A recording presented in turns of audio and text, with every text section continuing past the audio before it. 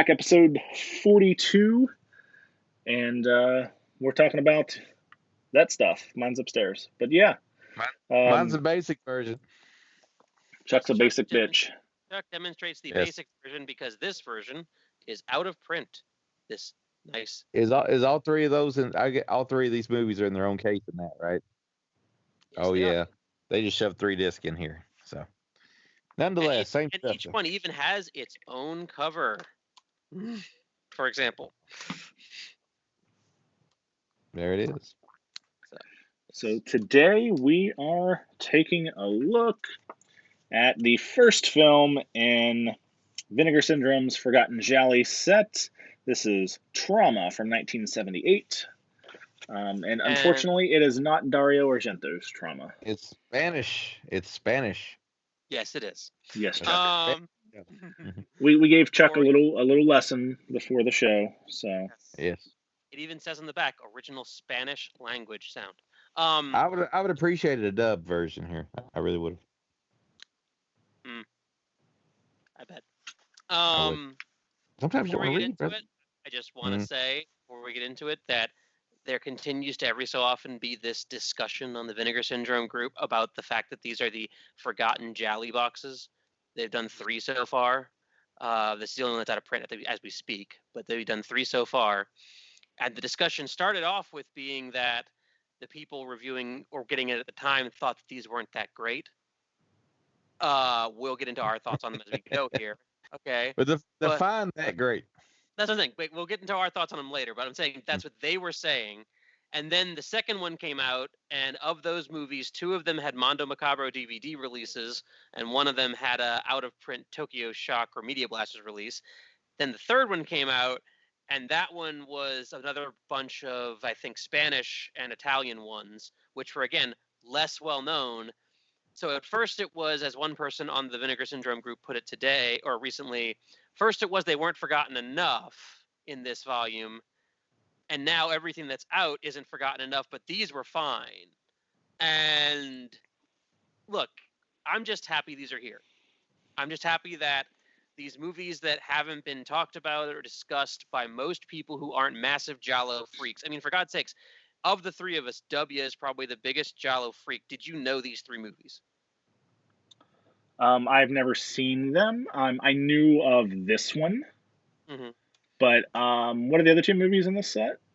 The Police Are Blundering in the Dark, and The Killer is One of 13. For the record, the other debate they often have on that group is whether these are giallos or not. Which again, Well, I'll say this much: the naming wasn't as clever as most giallos.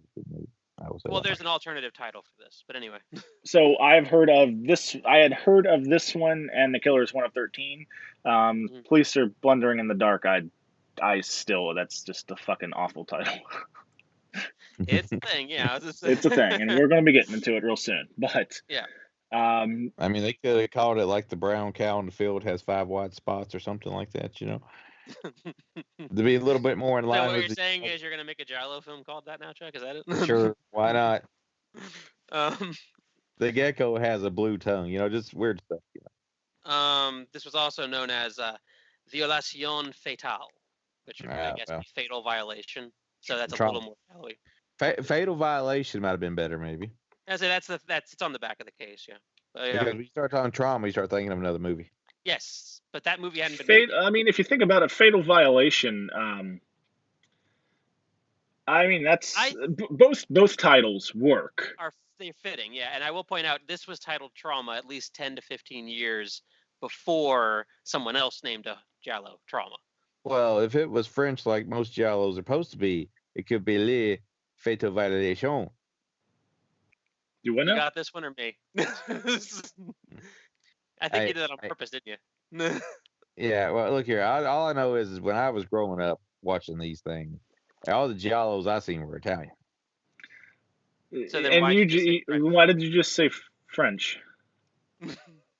Because I'm doing that Trump thing, you know. I'm just putting it out everywhere, so I can say I did not say that. It's fake news. I was making a point. We record things anyway. Now, you tell me Le Fatal Violation don't sound cool.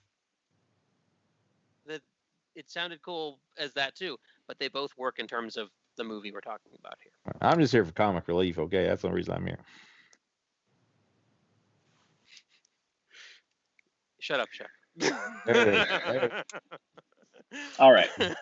So, and I don't have any names for the characters in this one, but I've got some. So Daniel is a rider, is the first line on the correct. back of it. Daniel. So just to be clear, Daniel is played by Heinrich Starrenberg. Okay. And he looks shady from the jump. Well, the reason I bring that up is he's also the producer. Oh, wow. So Guess he pulled the executive card on that one. just throwing that out there. Go ahead. So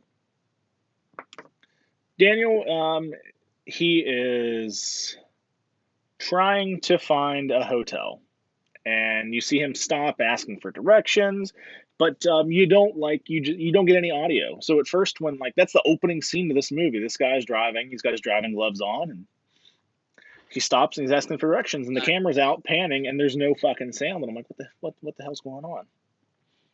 And so until finally he talks to a young boy, and he's like, oh yeah, it's just right down this road, you can't miss it, blah blah blah, follow the river.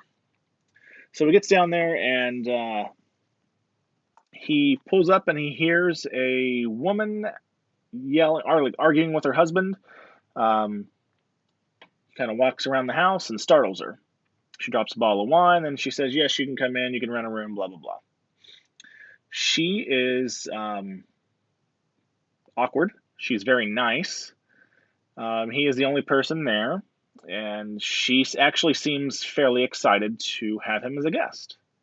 She is Agatha Elise, and she is also the person on the cover of the poster and the Blu-ray itself. Yes. And the box set. If you are a fan of giallo movies, the first two things you'll notice when this movie starts off is, number one, our main guy's wearing gloves. Which the director zooms in intentionally as he removes them, so make sure you know he's wearing black gloves. Well, he wears them for the first 15 minutes of the movie. He takes his jacket off. He takes he undoes his suitcase, everything, and then he lays down in the bed and he's still got these fucking gloves on. Then he finally slowly is pulling the fingers off, And then when you go to our host of the whatever you call it, hotel, whatever you want to call this place. Like an inn or it's like a bed and breakfast, actually. Whenever she talks to her husband, you never see her husband, which is another just right out the gate. You figure that one out. You figure that one out from the jump. You know what I mean? So her husband is paralyzed, and he's in his chair the whole time. Yep, exactly. Yeah, and she's having one-way conversations with him. Well, and again, we don't hear everybody talking in this because we had seen multiple people get directions, and none of these people spoke. They're pointing and talking, but there's no dialogue for us to hear. But either way, she's making friends with this guy, obviously. She's very talkative to him. He seems to be going along with it. But then here comes some more people to the house. Some hikers. Because there's a storm going on. And she is very upset about them staying. Not fond of them. She doesn't want to feed them, and she doesn't want them to stay. Multiple people come, and she doesn't like any of them. She doesn't want any of them to stay, doesn't want to rent them the rooms, but she does. And she only likes talking to Daniel. No. One of them paid. One group of them paid. One paid. It's true. But it's, of course, there's obviously this place has a murderer on the loose. Only comes out at night. Yes. Black gloves and a razor blade. And a big black coat. Various build at different times in the movie. Also, apparently, very, very ninja-like, because they sneak up on one guy right next to him in a car, takes the car door open, everything, and the guy just last minute notices that they're even there. So, that guy could have been busy trying to come up with another song to sing to a woman he's about to get in bed with. We're kind of jumping ahead here. Continue. Daniel, we said he's a writer, and he's enjoying himself. He's doing his work. He's going out for walks. he has an odd relationship with this young boy that gave him directions, that he found like That is snooping a outside the weird house. scene. That is a really weird scene with him by the lake. That's a fucking weird scene. That's Yeah, boy by like the lake. it's like an this whole uncomfortable thing scene because seems this weird is to like a me. teenage boy, Mhm. like 13, 14, somewhere around there. And he's swimming. Daniel waves to him. He's in a rowboat. He docks the boat, which, funny, he makes it a point to take the rope and like lasso it on the hook on the boat, and then he pulls himself up with it and completely undoes it and leaves it sit in the water so the boat can float away. But he goes over to the dock and he helps the kid up onto the dock, gives him a hand. Fine, okay. But then he picks his towel up and starts toweling the kid off Yeah, while it the gets kid was weird. swimming in his It underwear. gets uncomfortable and creepy for no reason. No reason at all. Hospitality. Real fucking Well, weird. the movie goes out of its way to make our main two prime suspects look like it could be either one of them. It goes out of the way for that.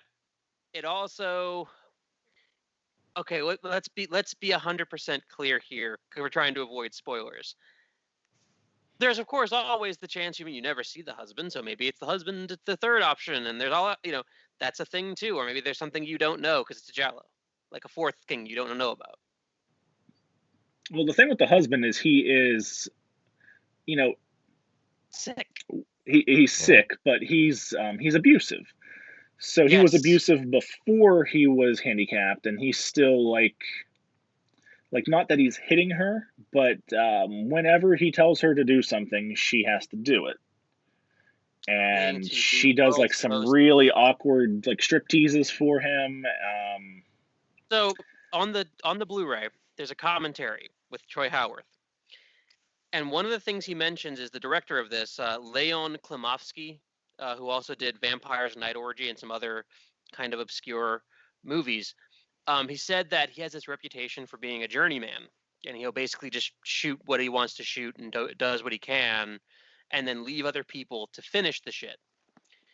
And uh, my train of thoughts gone for a second. Troy Howarth basically says the beginning track of the movie, the opening theme, is a really good, decent giallo opening theme track. Hmm? And then from that point on, the music just varies wildly from like the more appropriate to the more inappropriate. And that includes this one strip scene where she's in front of her husband and abundantly clearly does not want to do it, but feels like she's pressured and forced to do it. And so she does, as the world's most happy, cheerful, fun music plays in the background. Because apparently that's the thing, is he just directs it and then somebody unrelated just throws the music in. Apparently that's the kind of way he does his movies, I guess. It makes for an odd vibe, that's for sure. Yeah. It's an odd movie. We do have some decent kills, but Yeah. they're very cheesy. Like Switchblade. you can see the blood already on the razor blade before it hits the skin. You can And see there's it's times blood out. you can see the razor blade hit the skin and not actually in any way, shape, or form leave a Cut. mark on the skin. Yes. As I say. One thing about this movie we haven't really talked about yet is, and I said I was going to bring this up before the show. Every single solitary actor or actress in this movie, except for the 13 to 14-year-old child, gets topless or naked or has sex at some point in the movie. Every Well, single the solitary 13-year one. old child is in his underwear soaking wet. Valid point. Yes. Valid. They cram this thing full of nudity though. It's The thing. like I had read that it was a very sleazy film, Mhm. and it is. I mean, there is a lot of nudity in it. And my wife had kind of asked. She was like, "So how was the movie you watched last night?" I said, "Yeah, it was all right. It is what it is. I'm not giving my verdict yet, obviously." And I said, "But there were a lot of tits in it, Mm-hmm. And Mhm. man ass. man ass, Yeah. and there's one shot of a dick in there too. So, Yep. ladies Which, if or I'm not mistaken, from what dudes, you're into it. There it is." I think I'm not sure, but when I was reading the review on Mondo Digital, and he was saying that it is Heinrich Starrenberg I think, is the one that I'm not sure if it's him or not, but. So not only does he get to be the producer, he also just decides to, I don't know. I think it was him. I can't remember. But It the wasn't. reason why. It was the last couple to come. Oh yeah, the giant screaming asshole and his prostitute who. Yes. Is that the ones that came with song with him, where he sung a little ditty? Yes, came with song, and then she likes apparently people to watch and just will have sex with anything that moves, or at least hit on anything that moves. But the reason why it's like that is Troy Howarth said in the book and also in the commentary on this. I listened to like 15 minutes. He said in the commentary that he was harsher on the movie in the book. He's since like kind of reevaluated and he's a little calmer about it. But he still said a lot of the same stuff. Like one thing he said was that you will immediately draw a parallel to another movie, which you probably already can draw a parallel to based on our discussion of it and some things Chuck said earlier. But what he said was this was around about the time of Francisco Franco in Spain. And he was a notorious fascist dictator, put a lot of restrictions on a lot of things, and that included movies. And then he died. And so at that time, when he died, shortly thereafter, everybody making movies went, holy fuck, he's dead. Quick, throw as much nudity and violence into everything as you can. And so we have this, which is basically, if you're in the movie, you're naked. You know what I mean? It's basically. Fair enough. Yeah.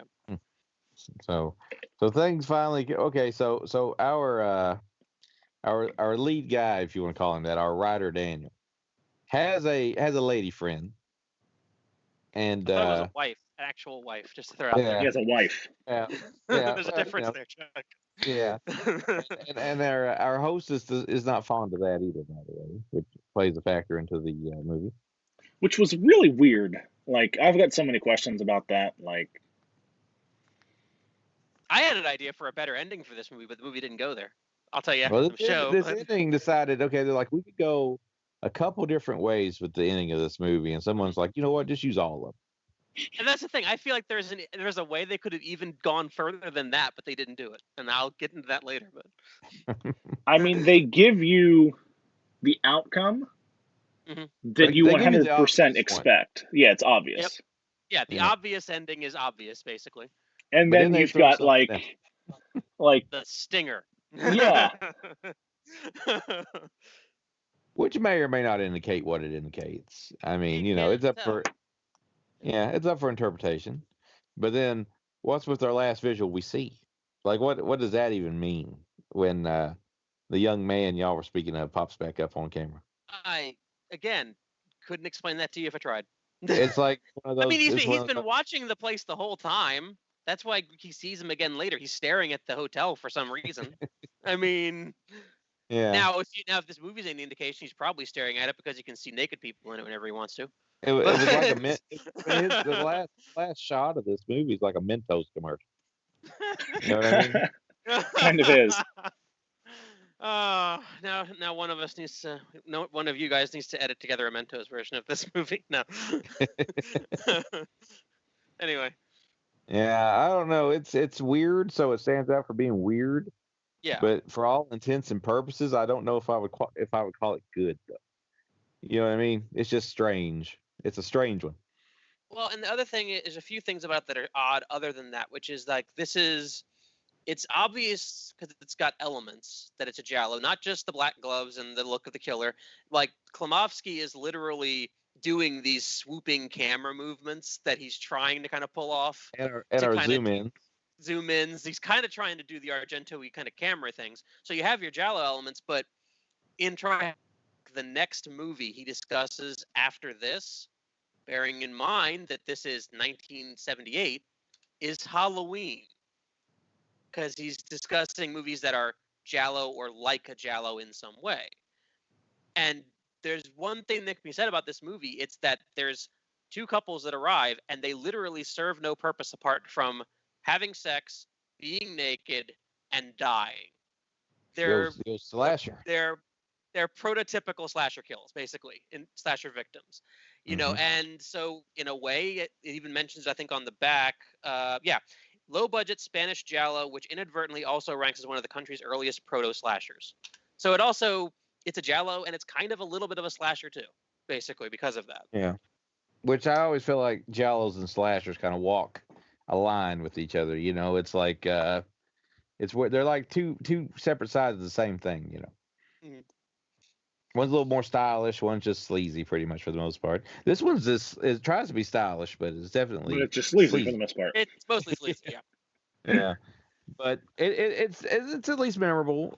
If you want, okay. So what's your key giallo things? Okay, you have a mystery killer. That's check. It's here. You got a pair of black gloves. Check. That's here. You have a lot of good-looking women that get naked, so that's here too. So there's your marks. You've got some It red just isn't. herrings. Yeah, Red herring. it's just not shaped as well as some of the more popular ones out there. Sure. Yeah. There's a lack of budget. This is like an indie, which probably did qualify as indie. It's like if like an indie director these days had a little bit of money and try to make it. The other thing about it also is like some of it's just random to be random. Like she makes dolls. And Like, there's implications about it, yet those implications really don't go anywhere, but she makes dolls. we gotta fill some time. She makes dolls. Vinegar Syndrome apparently knew which side their bread was buttered on because I don't know if you guys ever clicked to open the special features menu on the Blu-ray. I did. Yeah. I did. I didn't. Yeah, Chuck knows. So it's just it's just nudity. that. Yeah, the first couple, the hikers. Yes. It's a good shot. Good shot of her. Do you remember when the girlfriend decides she needs to stretch and exercise? It's just a loop of her doing the leg lift on the floor. Naked. That's it. I'm like, well, I know what they were going for there. Yeah. And of course, the extras on this is the historical commentary track with European cult cinema author Troy Haworth and a promotional image gallery. So that image gallery is approximately 3 pictures or 4 pictures long. Yeah, so they didn't put a lot. You get something, just so they don't say you didn't get anything, but it ain't a whole bunch of stuff. That's one of the things the people in the group kind of get annoyed about with some of these is that they don't get a lot of stuff on their features. There probably ain't a bunch of stuff. That's the thing. That's in some of there's these, probably not much out there. In the case of these movies, getting them in 2K, uncut, on Blu-ray, throwing a commentary on there for some context, that is the release, the feature, the special feature, basically. Like, some of the people may not be alive. Some of them may not be able to be easily gotten hold of to talk about their movie roles. Some people might not want to talk about it. Right. But, I watched this. I'll say this much. I watched this on a 55-inch 4K TV through my Xbox One, which is my 4K player, and it looked good. It looks good. Yeah. It looks good. I don't. So what? As far as the first one I've seen, I've not watched the other ones yet. I watched this one today. I noticed if I watched it the day of the show, I know I have more to say about it. So I watched this just about an hour or two before we did this. But the first movie in it may not be the best movie ever made, but it's interesting for certain reasons, and it looks good. So I'll give them. It's trashy and it's fun. It's trashy and it's. Which is why I'm going down the middle, and I'm going to give it a 2.5. And again, I'm pretty sure, James, you said this earlier. No one ever said that these were going to be great films. They are giallos that you've never fucking seen before.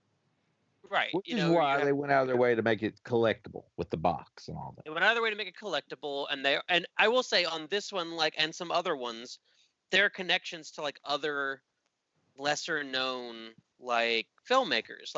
I'll check real quick here because I know he's done something else. But Klimovsky was also the guy who directed. There were some other ones that were fairly decent names because he's got a fairly large filmography. The People Who Own the they actually talk about this a lot. He did another giallo called the Dragonfly for Each Corpse. I've heard of that. Yeah, a lot of people say that one's a better movie, better giallo, but this is kind of the lesser known one.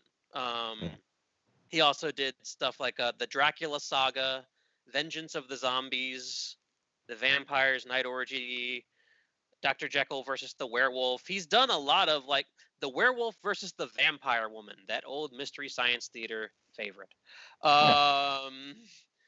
You know, he has a lot of stuff from that 70s exploitation era. So, I mean, this being a release, he's unknown to some, sure, but like it's still relevant because he has this background of stuff he did otherwise too. Um, like I'm not going into any of these expecting Bird with a Crystal Plumage, and nobody who bought these should. I mean, Yep. I mean, or to be Deep Red. fair, they're like, hey, there's this old.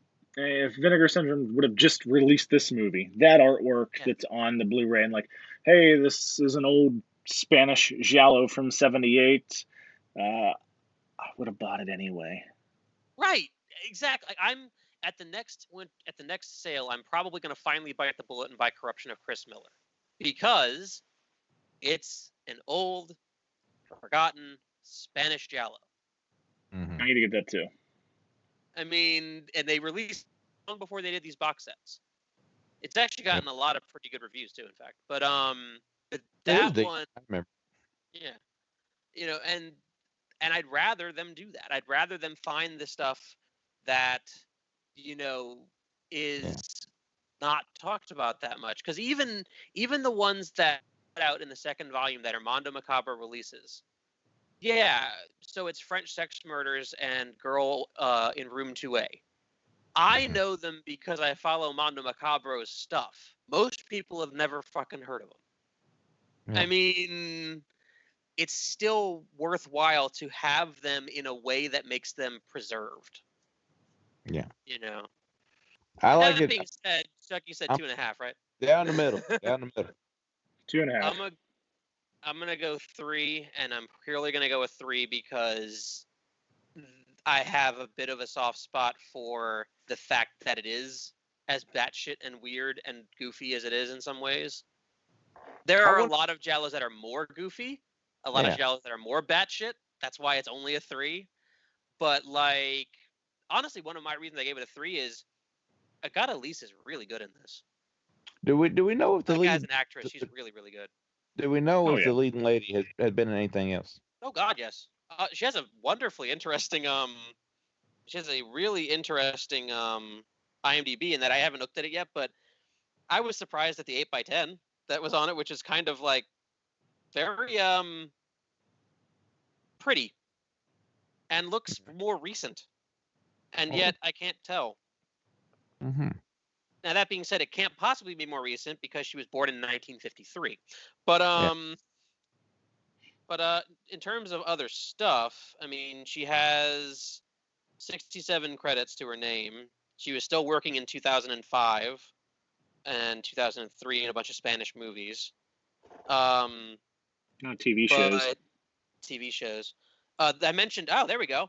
I mentioned earlier that in the last episode that Mondo Macabro is getting ready to do the Frenchman's Garden. She is in the Frenchman's Garden. Oh, there we go. That's a late. She's Paul also Nash. an L transsexual.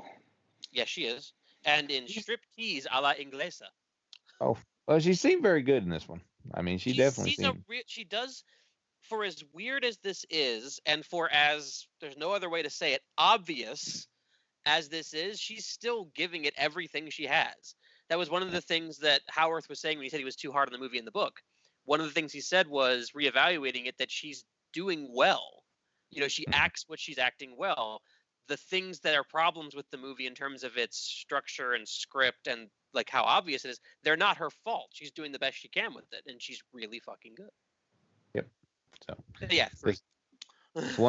This brings us to the end of our one of 3 weeks that we're spending on this box set.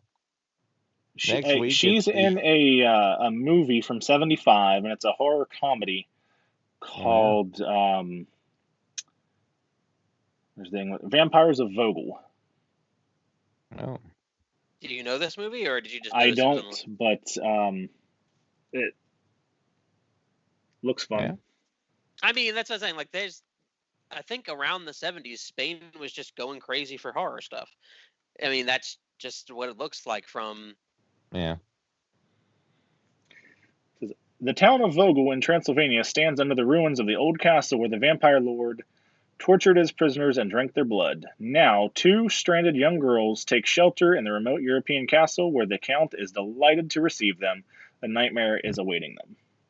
Sound like it's got potential. I mean, it probably doesn't, but I'd watch it. Yeah.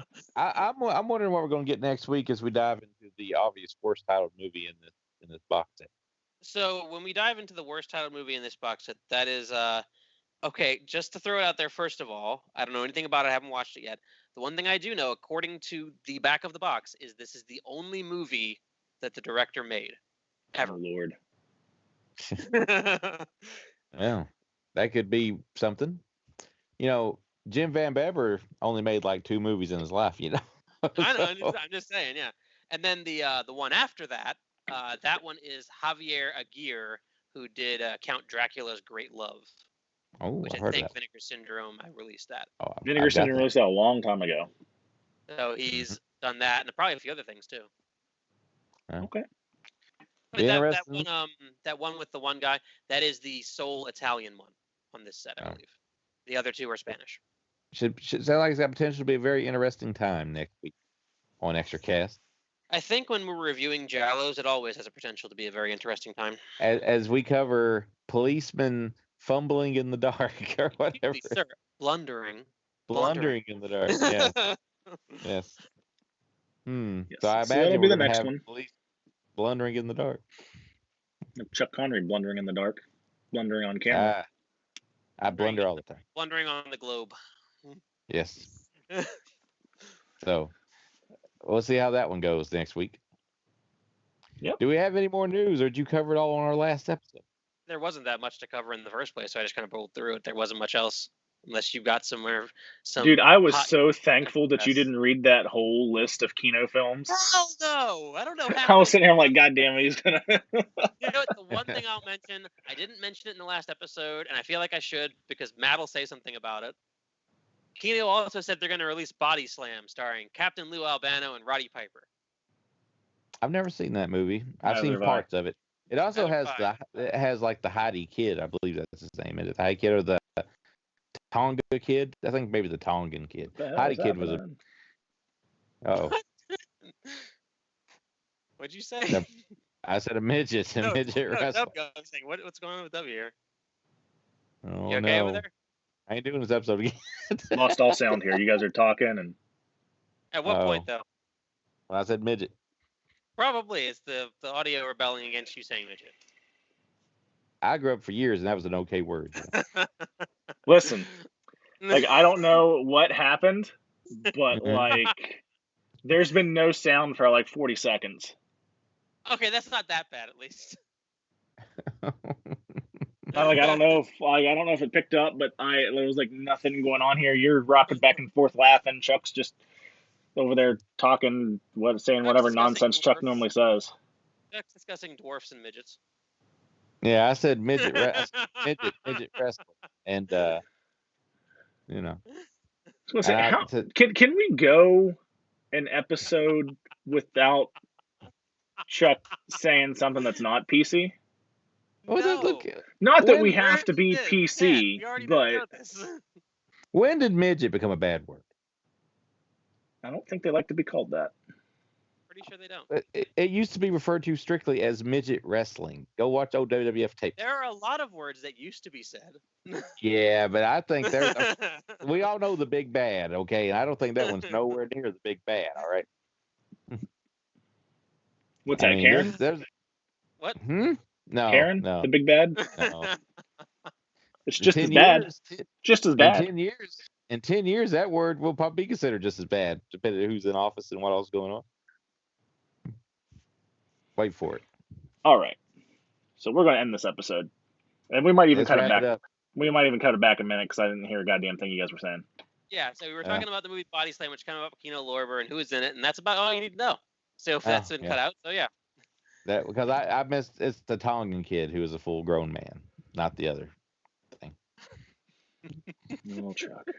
Well, thanks for watching. There's reasons tell Chuck to shut up. Just go ahead and do it. Just do it. Tell him to shut up. Do it twice. Double posting it. Pop, pop. I don't get told shut up a lot though. Well, to be fair, I mean the last episode right now, as we're recording this, has I've been debating actually donating to a Patreon. I probably won't because money, but that if you donate enough, he'll promote your stuff on his show. Oh yeah. But Sean Phillips. no, God no. I thought we were talking about Cold Dude. He's making his own movie. No. But yeah, right now the last episode we did has 10 views. The episode before that has 18. I didn't figure Antebellum would get a lot of love, but the other one just went up 2 days ago, so This is true. there was like a 4-week Exorcast drought. You're on par with both my average reviews I upload online. Hey, nothing will ever top the grand and glorious 2,000 views of porno. Yeah, Porno. I have a light blinking in here. I don't know if it's electricity or if it's ghost or what. I hope it's a ghost. Bear in mind, so what you're telling me for the record in that regard is when we eventually get to either the next movie review that has the word naked or something in the title of it, or whenever we finally review Amityville fucking Vibrator, that's gonna probably have 3,000. That's gonna be our main show. That's gonna be the show that puts us out to the world right there. Amityville Vibrator. That's it. You heard it here first. Summer of 2022 probably, because there's a lot of fucking movies to go through. Yeah. We'll get there eventually. Yeah. This show cannot end until we do. That's all I'm saying. Thanks for watching. Like it. Just one more time for good measure. Third time's a charm. Tell Chuck to shut up. Share it somewhere. Share this. If you're watching this, share this somewhere. Yeah, share it. Like it straight. There's a point. Share this. Oh, goodbye. Exorcast, not 3D. Goodbye. That's right.